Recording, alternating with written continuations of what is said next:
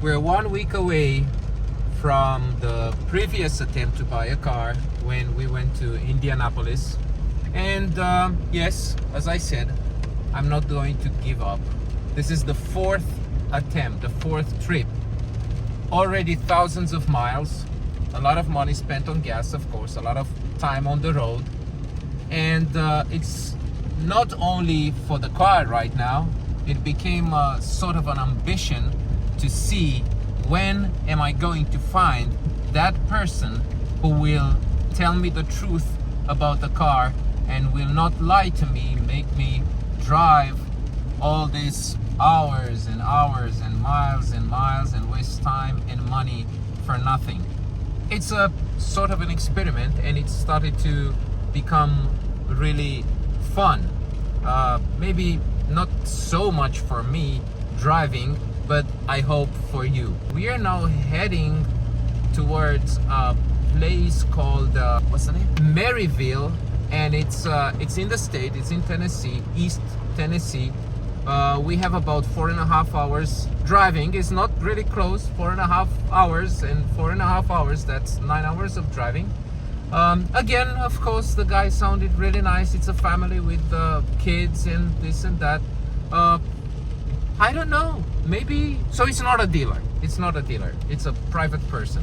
So maybe this time I'm going to find that honest guy who told me the truth, and we're going to have a deal, and I'm going to congratulate him for his decision of being an honest person, not a liar, just to try to sell his car and get rid of a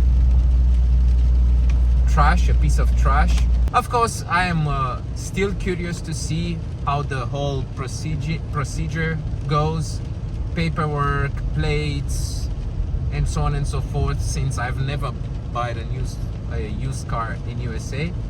And I'm very curious again to see how this whole thing will go with the papers and all the procedure of getting a car, driving it back home, and then register it, because in Europe it's kind of complicated, a lot of paperwork, and I'm curious to see how it is here. So let me drive for a while and then I'll come back to you. Maryville, here we come.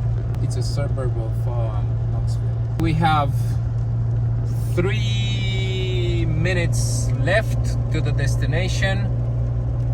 Let's see if this saga is going to end up here tonight, or are we going to continue it?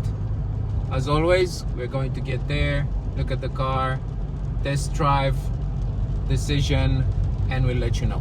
It was a success. Beautiful people, trustworthy, should I say just like I expected. We bought the car, and now the most amazing thing for me, not only that the car runs without a number plate in front, right? This is normal in USA. Most of the cars, they don't have a number plate in front. But guess what? We didn't have to make any contract. We just had to take the title, write our name in the back, sign, address, the amount of money, and that was all. But then how do we drive it?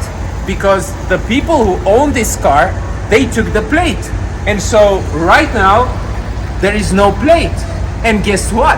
I found out that in USA, it's legal to drive without any plate on the public road for 30 days after you bought a vehicle.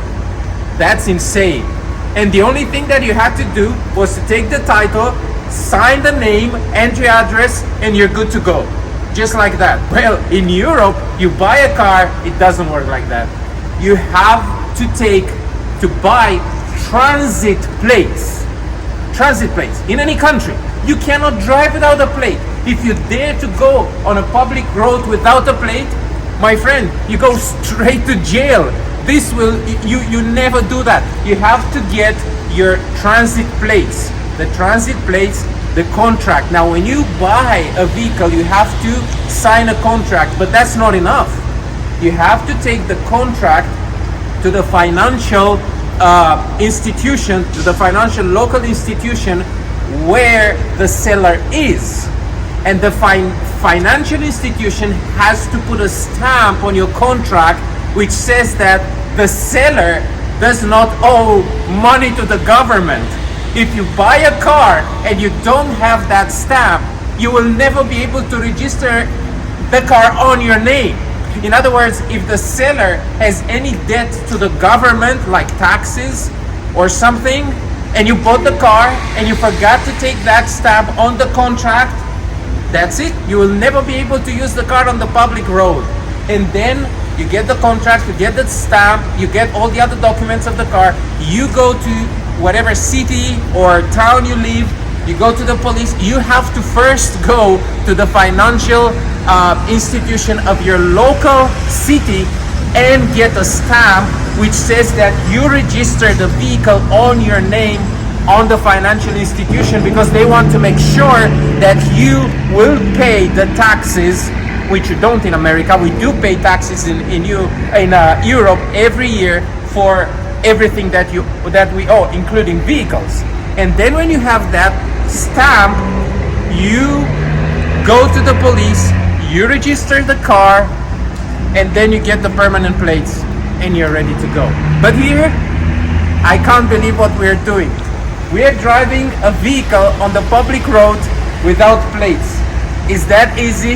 Is that simple? I guess I should put this on America versus Europe. Even with buying and selling a vehicle, buying a vehicle as a buyer, it's so much easy, it's so much cheaper, quick, fast. I mean, it's what? It's 10 o'clock. It's 10 o'clock in the night. And we bought this vehicle and we're ready to go. You cannot do this in Europe because you have to be within business hour to go to the financial institution. Not here. You can buy a vehicle anytime, day or night. They take the number plate, you just take the title and you're ready to go. It's really amazing. So I guess I'm done with my adventures for buying a second-hand vehicle in USA. It was quite an adventure. We drove thousands of miles, but anyway, we have a car. We found some really nice people. I really enjoyed them, and the experience with the documents and so on is really amazing. We just need to go now and just register it, get the plate, and that's it. It's so easy. I will continue to make all sorts of experiences here in America, and obviously compare them with what I'm used to do and how I am used to go about things in Europe. I'll see you next time at American Seconds.